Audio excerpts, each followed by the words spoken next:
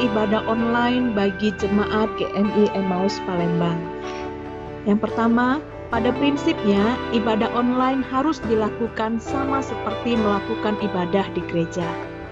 Kedua, lakukan ibadah online bersama seluruh anggota keluarga saudara.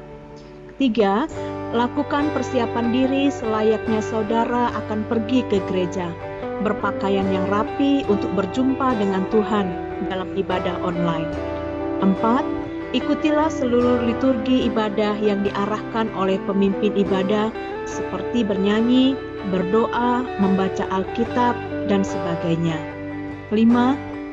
Jangan lakukan kegiatan yang dapat mengalihkan perhatian saudara seperti membalas pesan, berbaring, dan sebagainya ketika melakukan ibadah secara online. 6. Persembahan saudara dalam minggu ibadah online dapat dikumpulkan dan akan diserahkan pada saat diadakan ibadah di gereja nantinya. Selamat beribadah. Tuhan memberkati.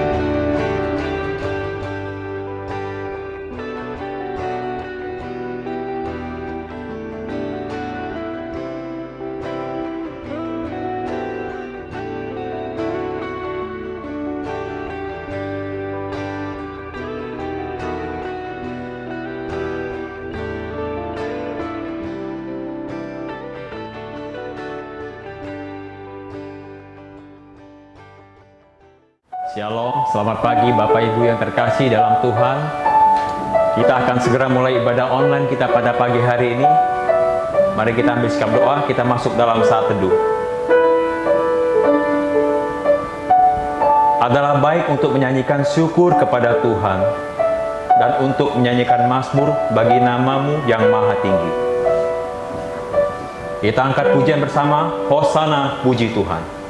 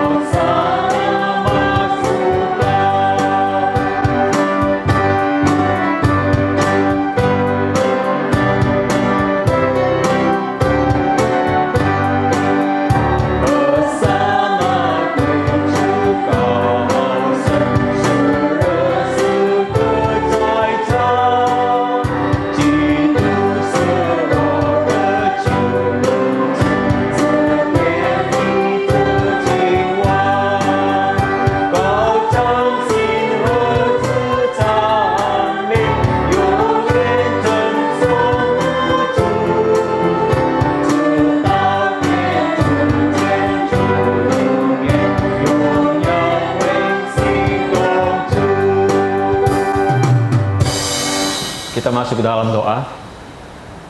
Segala puji syukur Tuhan kami naikkan kepadamu Tuhan atas kasih-Mu dan berkat-Mu yang begitu melimpah di dalam hidup kami Tuhan. Walaupun kami dihadapi dengan masalah situasi yang tidak menentu yang dihadapi dengan virus corona pada saat ini Tuhan, tapi kami Tuhan anak-anak-Mu masih boleh dipelihara dari kasih-Mu Tuhan sehingga kami boleh merayakan ibadah online kembali pada pagi hari ini Tuhan. Ini adalah berkat-Mu yang sungguh luar biasa dalam hidup kami Tuhan. Pada saat itu Tuhan, mohon berkati anak-anak-Mu yang ambil pelayanan pada pagi hari ini. Kiranya Tuhan curahkan kuasa Roh Kudus ke dalam hati kami, agar setiap hati kami yang boleh melayani hati berkenan kepada Tuhan. Berkati juga hamba-Mu, Bapak Pendeta Rudianto yang akan menyampaikan kebenaran daripada firman-Mu. Biarlah firman yang disampaikan pada pagi hari ini Tuhan boleh menjadi kekuatan bagi kami semua. Di dalam nama Yesus kami berdoa dan ucap syukur. Haleluya. Amin. Selanjutnya kita akan masuk dalam responsoria. Responsoria pada pagi hari ini diambil dari Mazmur pasal 31 ayat 10 hingga 17. Jemaat kami undang berdiri. Kasihilah aku ya Tuhan, sebab aku merasa sesak. Karena sakit hati mengidaplah mataku, meranalah jiwa dan tubuhku. Sebab hidupku habis dalam duka, dan tahun-tahun umurku dalam berkisah. Kekuatanku merasakan sengsaraku, dan tulang-tulangku menjadi. Di hadapan semua lawanku aku tercela, menakutkan bagi tetangga-tetanggaku, dan menjadi kekejutan bagi kenalan-kenalanku. Mereka yang melihat aku di jalan lari daripadaku. Aku telah hilang dari ingatan seperti orang mati, telah menjadi seperti barang yang cacat. Sebab aku mendengar banyak orang berbisik-bisik, ada kegentaran dari segala pihak. Mereka bersama-sama bermufakat mencelakakan aku. Mereka bermaksud mencabut nyawaku. Tetapi aku kepadamu aku percaya ya Tuhan. Aku berkata, Engkaulah Allahku. Masa hidupku ada dalam tangan-Mu. Lepaskanlah aku dari tangan musuh-musuhku dan orang-orang yang mengejar aku bersama-sama. Buatlah wajah-Mu bercahaya atas hamba-Mu. Selamatkanlah aku oleh kasih setia-Mu. Jemaat saya undang untuk duduk. Selanjutnya kita akan mendengarkan firman Tuhan yang akan dibawakan oleh Pendeta Rudianto. Tapi sebelumnya kita angkat pujian kembali. Dengarlah.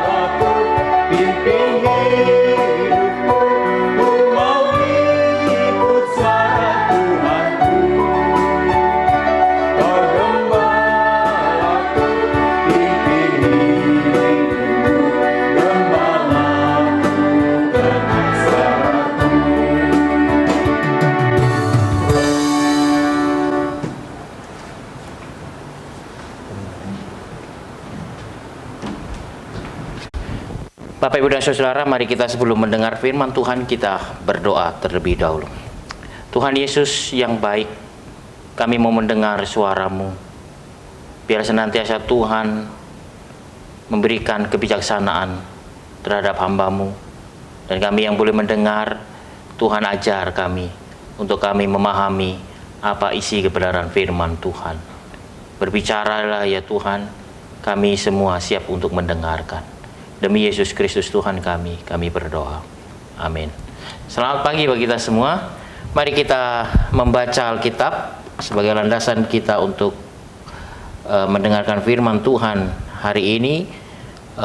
Khotbah saya berjudul Datang dan Sambutlah Dia dengan Kesederhanaan. Mari kita membaca Markus pasal yang 11 ayat 1 sampai yang ke-11. Markus pasal yang ke-11 ayat 1 sampai 11 saya akan bacakan. Yesus diulur-ulurkan di Yerusalem. Ketika Yesus dan murid-muridnya telah dekat Yerusalem, dekat Betfage dan Betania yang terletak di Bukit Zaitun, Yesus menyuruh 2 orang muridnya dengan pesan, "Pergilah ke kampung yang di depanmu itu. Pada waktu kamu masuk di situ, kamu akan segera menemukan seekor keledai muda tertambat yang belum pernah ditunggangi orang. Lepaskanlah keledai itu dan bawalah kemari. Dan jika ada orang mengatakan kepadamu, mengapa kamu melakukan itu? Jawablah, Tuhan memerlukannya. Ia akan segera mengembalikannya ke sini." Mereka pun pergi dan menemukan seekor keledai muda tertambat di depan pintu di luar, di pinggir jalan, lalu melepaskannya.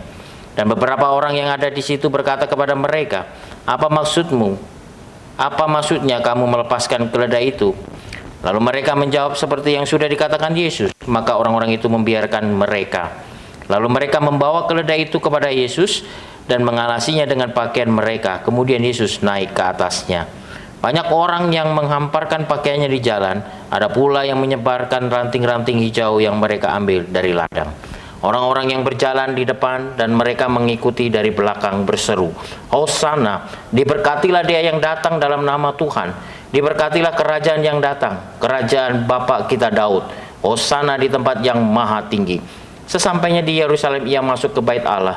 Di sana ia meninjau semuanya. Tetapi sebab hari sudah hampir malam, ia keluar Betania bersama dengan ke-12 muridnya. Bapak, Ibu, dan saudara, kita semua pasti mempunyai pengharapan. Apakah pengharapan Bapak Ibu sekarang di tengah situasi COVID-19 ini? Kita tidak tahu kapan wabah ini akan berakhir, Bapak Ibu Saudara. Mungkin 1 bulan yang akan datang. Atau mungkin lebih cepat lagi. Atau bahkan akan lebih lama lagi. Tetapi kita semua punya pengharapan bahwa apapun yang menimpa kita, Tuhan akan menolong kita. Tuhan akan menjaga kita. Yang pasti Tuhan akan menyertai kita.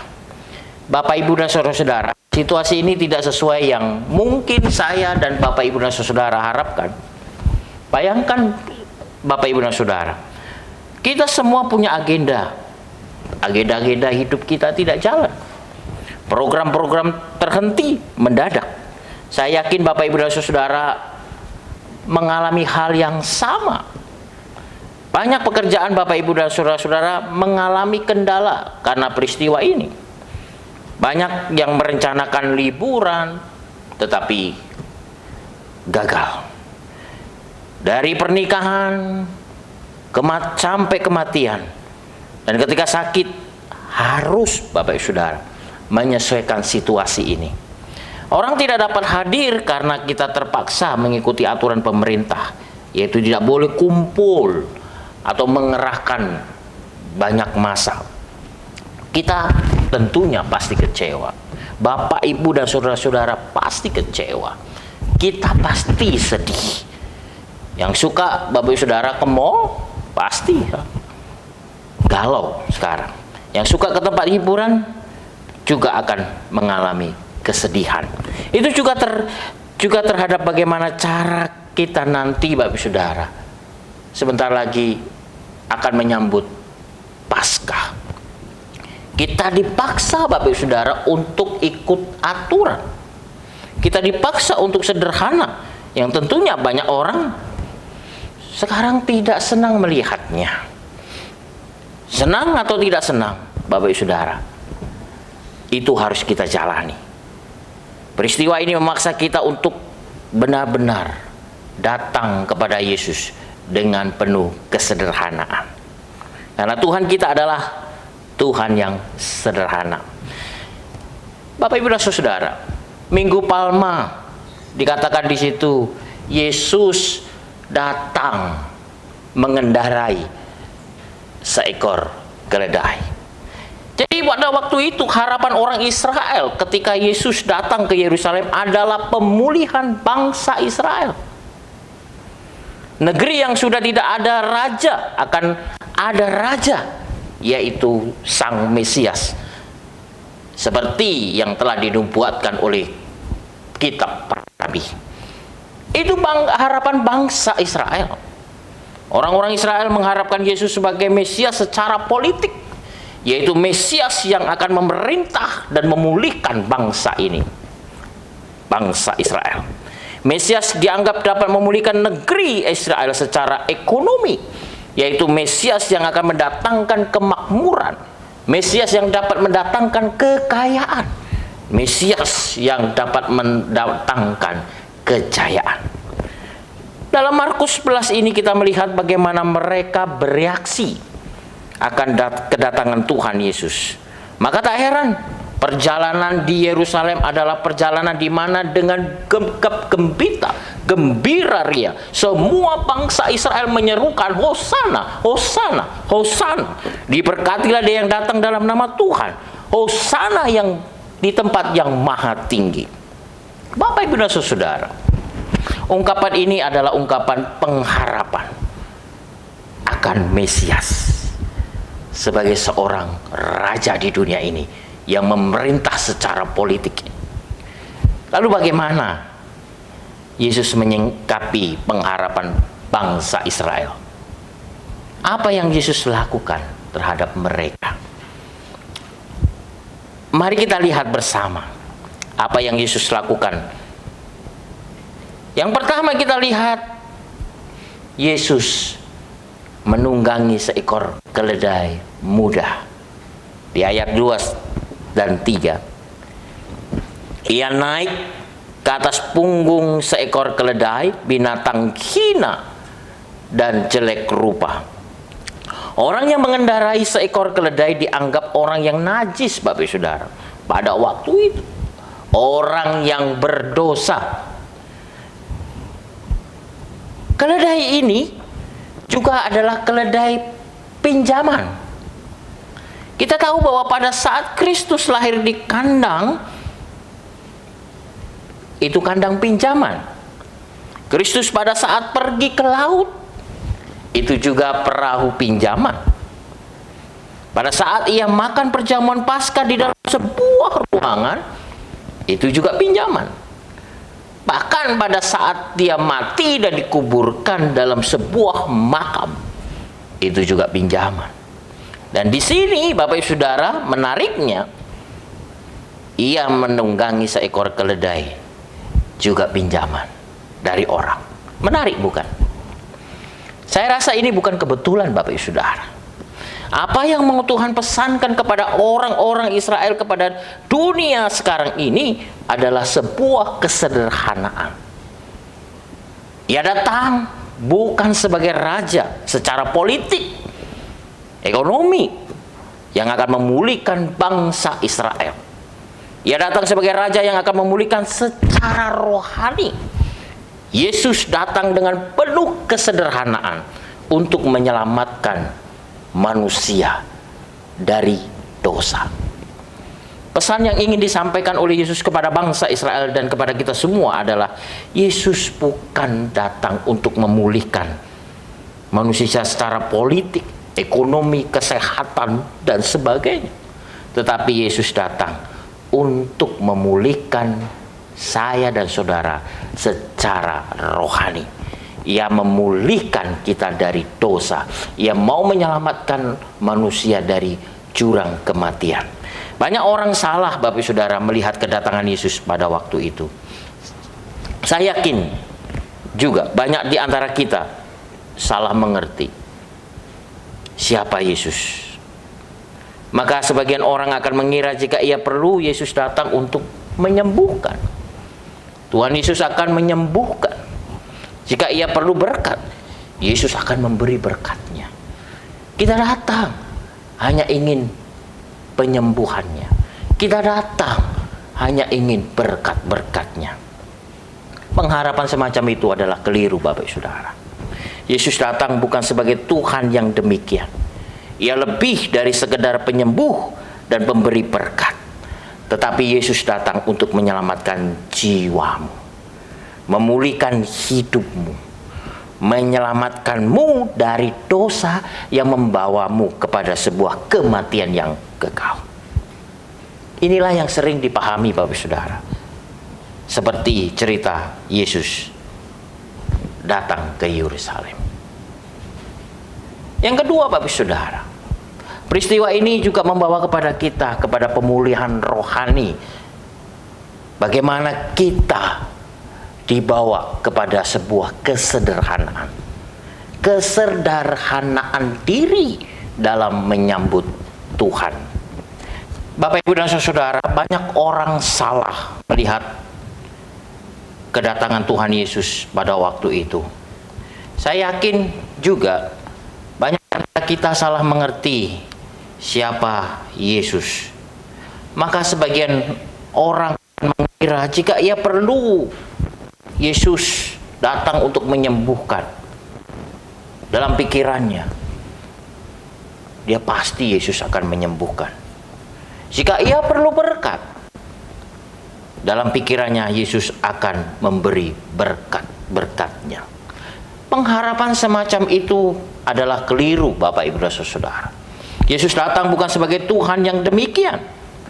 Ia lebih dari sekedar penyembuh, dan ia lebih dari sekedar memberi berkat. Tetapi Yesus datang untuk menyelamatkan jiwamu, memulihkan hidupmu, menyelamatkanmu dari dosa-dosamu yang membawa kamu kepada kematian yang kekal. Inilah yang sering disalahpahami oleh manusia. Seperti dalam peristiwa penyambutan Yesus ketika Yesus naik seekor keledai. Peristiwa sekarang ini membawa kepada kita, Bapak Saudara, kepada kepemulihan rohani. Yaitu apa? Kesederhanaan diri dalam menyambut Tuhan. Pencobaan dalam peristiwa ini saya yakin membawa kepada kita semua bahwa Yesus tentunya akan lebih berkuasa dari segalanya. Yesus lebih berkuasa daripada apapun, termasuk COVID-19. Maka kita sebagai umat Tuhan dalam menghadapi peristiwa ini, jangan pernah takut. Lawanlah COVID ini dengan iman saudara. Dengan apa? Berdoa tentu pasti. Jangan-jangan Bapak Ibu Saudara jarang berdoa. Kita asik libur, main HP, nonton TV, dan jarang berdoa. Kemudian apa yang kita lakukan selain berdoa? Tentunya kita harus bertindak. Bertindaklah dengan melakukan tindakan kasih. Jangan hanya diam saja.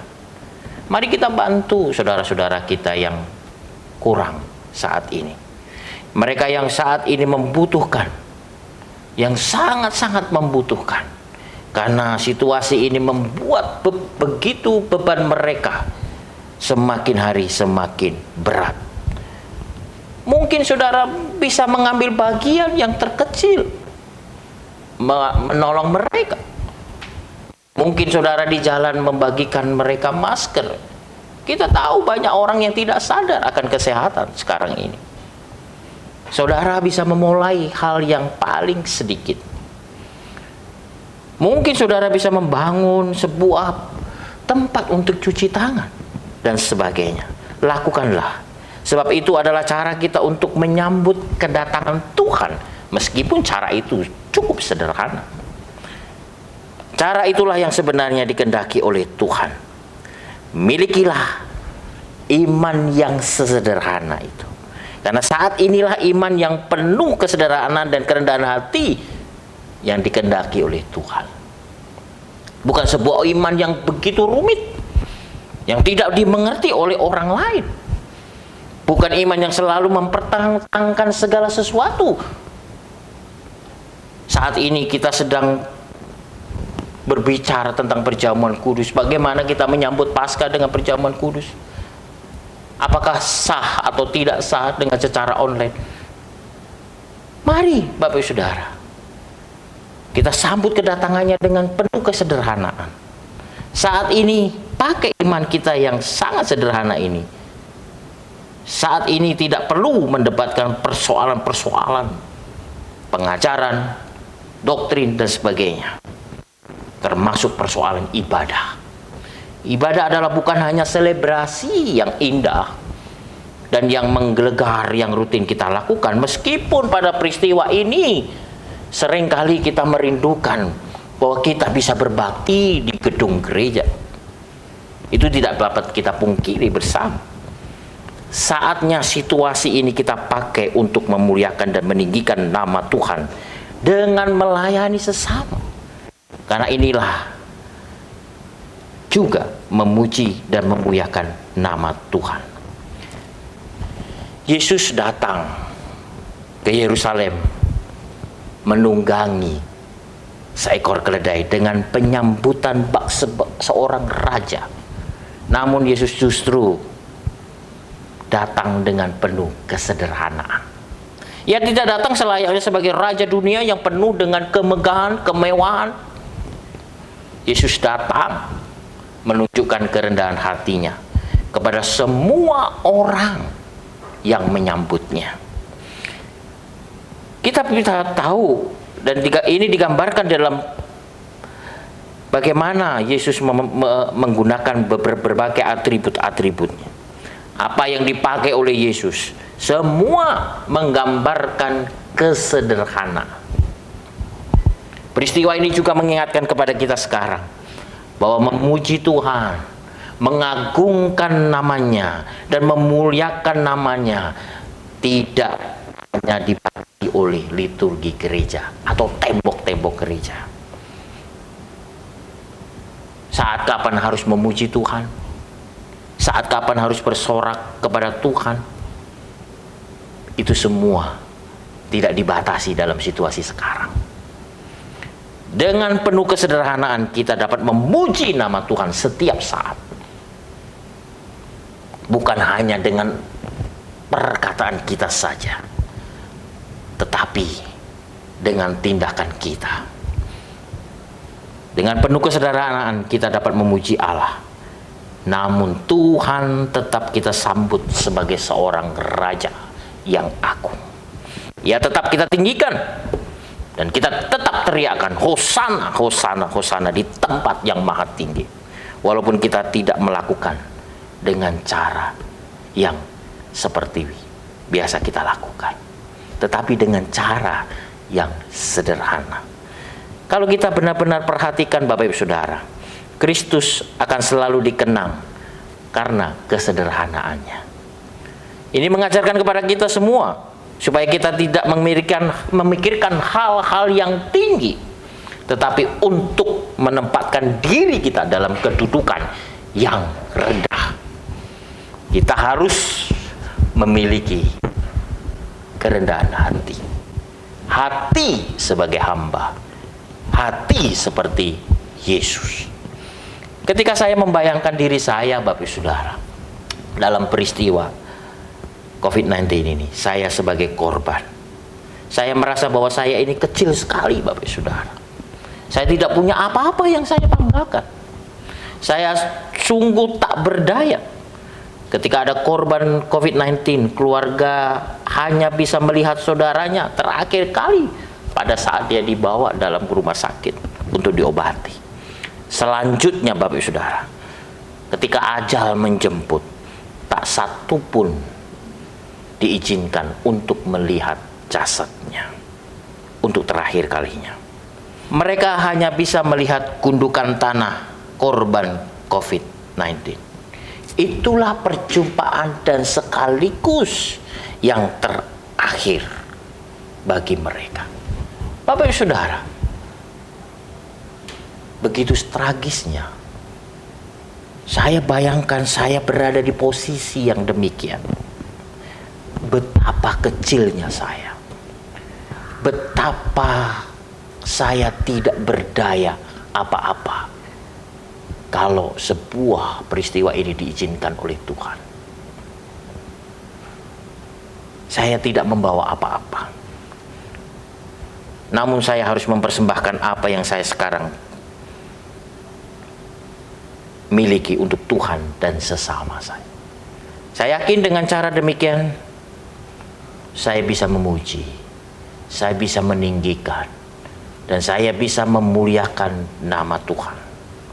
Bapak, Ibu, dan Saudara, sedikit banyak peristiwa ini mempengaruhi iman kita semua. Mungkin Bapak Ibu Saudara mengharapkan sesuatu, namun dengan peristiwa ini harapan kita terhalang, harapan kita sirna. Firman Tuhan mengingatkan kita untuk kita tetap berharap, untuk kita dapat tetap merendahkan diri kita, datang sebagai seorang hamba yang penuh dengan kesederhanaan. Karena kesederhanaan itulah yang dikehendaki oleh Tuhan. Menyembah dan sujud kepada Tuhan Yesus dengan penuh kerendahan hati dan dengan penuh kesederhanaan. Sambutlah Tuhan Rajamu dengan penuh kesederhanaan dan dengan kerendahan hati. Milikilah hati sebagai hamba untuk menyambut Tuhan dengan penuh kesederhanaan. Saya percaya harapan Bapak Ibu Saudara akan datang tepat pada waktunya. Tuhan akan tetap menyertaimu, melindungimu dimanapun Anda berada. Amin. Kita berdoa. Bapa yang di surga, kami mengucap syukur ya Tuhan. Kami diingatkan kembali peristiwa kedatangan penyambutan Engkau di Yerusalem dengan menunggangi seekor keledai dengan atribut-atribut yang penuh dengan kesederhanaan. Hal itulah yang mengajarkan supaya kami dalam peristiwa ini juga dapat menyambut-Mu dengan penuh kesederhanaan. Kami dapat meninggikan nama-Mu dengan penuh kesederhanaan yang tidak dibatasi oleh tembok-tembok gereja, liturgi gereja, tetapi kami bertindak melakukan apa yang Engkau perintahkan, yaitu mengasihi sesama kami. Berikan hikmat-Mu supaya kami boleh melakukan firman-Mu ya Tuhan, karena kami sering mendengar tetapi kami jarang untuk melakukan kebenaran firman-Mu. Pakai peristiwa ini untuk kami benar-benar datang ke hadirat-Mu, menyambut-Mu dengan penuh kesederhanaan, merendahkan diri kami untuk dibentuk supaya iman kami semakin hari semakin bertumbuh di dalam Tuhan. Demi Yesus Kristus Tuhan kami berdoa. Amin. Terima kasih untuk firman Tuhan yang telah dibawakan oleh Pendeta Rudianto. Kiranya firman yang disampaikan pada pagi hari ini boleh menjadi kekuatan dan saluran berkat bagi kita semua. Untuk merespon firman Tuhan pada pagi hari ini, kita naikkan pujian Hati Sebagai Hamba.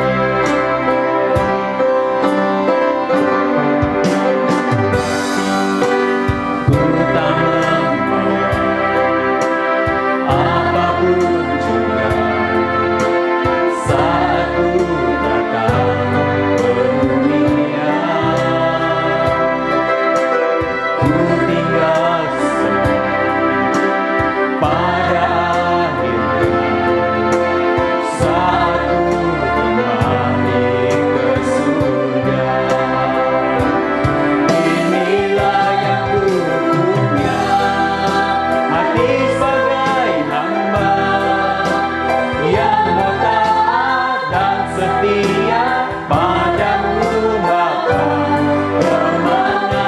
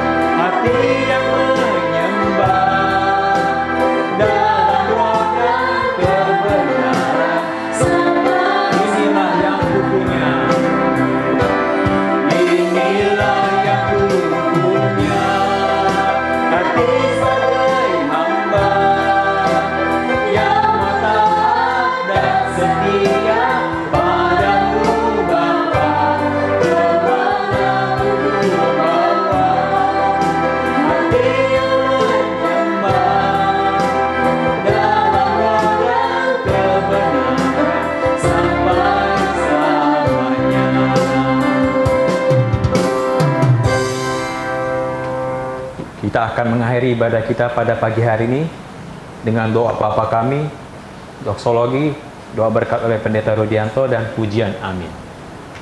Doa Bapa kami, 我们在天上的父，耶的都尊你的名为圣，愿你的光降临，愿你的旨意生在地上，如同生在天上。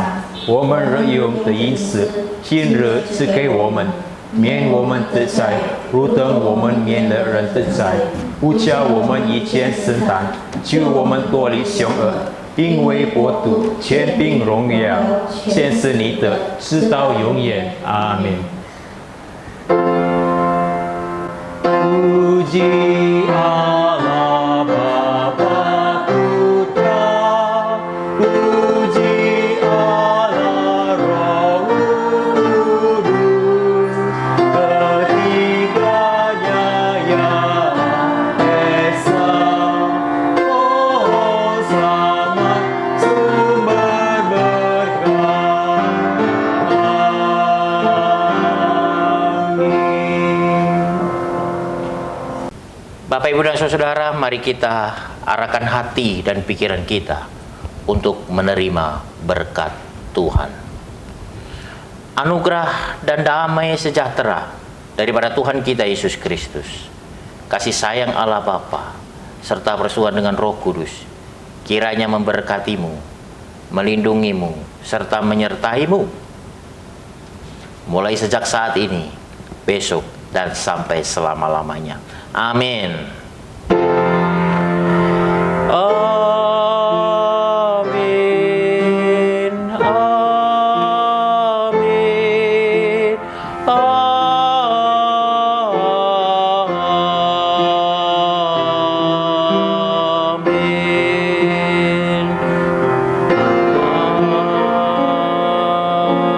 Amin. Saat teduh, Tuhan memberkati kita bersama.